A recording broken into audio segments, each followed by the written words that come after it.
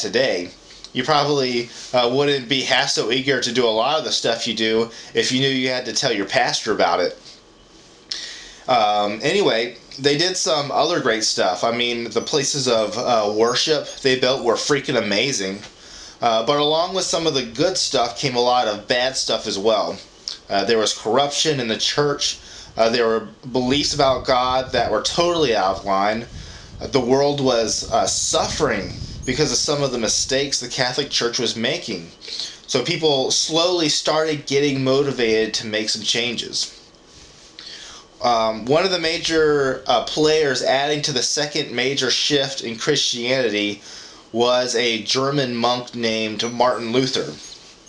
One day he wrote down a list of many things he thought was wrong with the church and went and nailed them to the front door of the cathedral. This is what gave birth to the Protestant Reformation, which eventually led to what we have in America called the evangelical movement, which myself and most of the people I know have grown up in. Now again, the evangelical movement has been awesome. They threw out a lot of the mistakes the Roman Catholic Church was making and started doing some great things. There was an emphasis on things like mission work. We improved our theology, the way we think about God, what our beliefs are. But along with all the things we were doing well, we also started making some more mistakes. We stopped being able to relate with the common man. We got full of ourselves. We started acting all mightier than thou.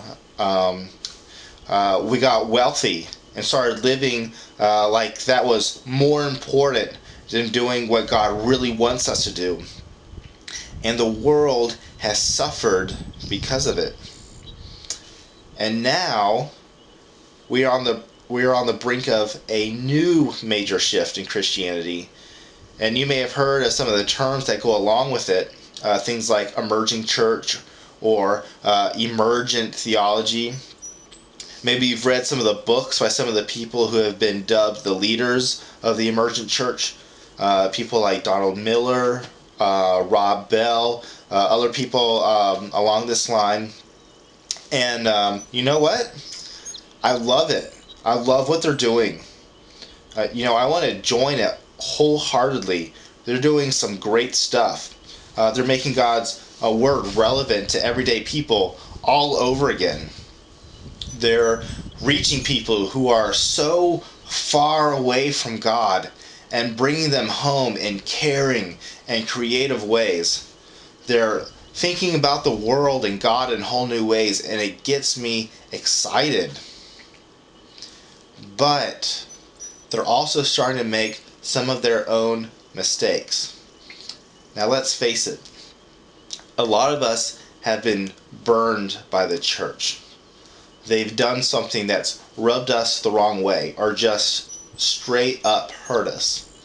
And it's easy when something like that happens just to throw out all the good along with the bad.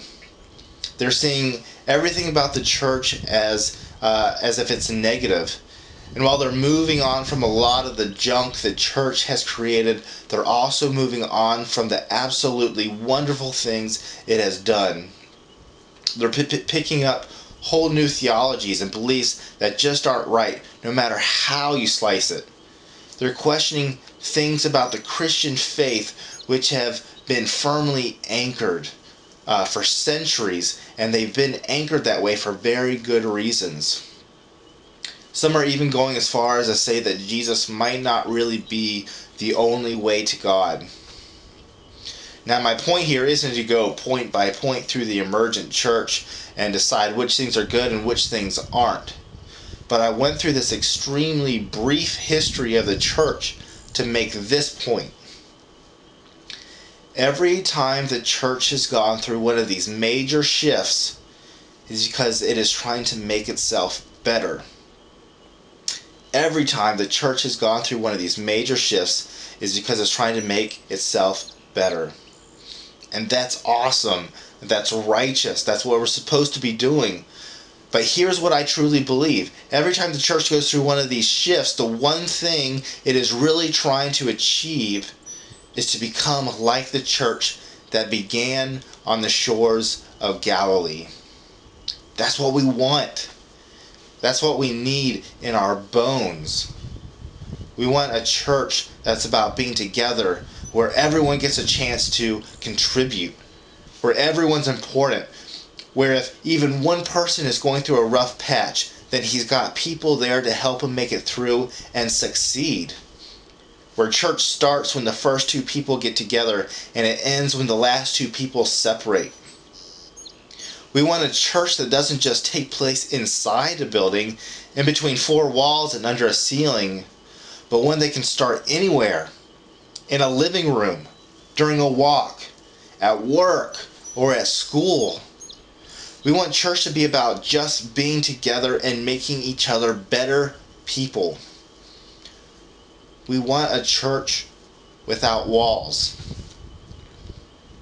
So, if you're a church leader, or maybe a church follower, if you're in a youth group or just a custodian, if you're anyone who wants to impact the church and help make it be everything God wants it to be, then pick up a sledgehammer and start tearing down some walls.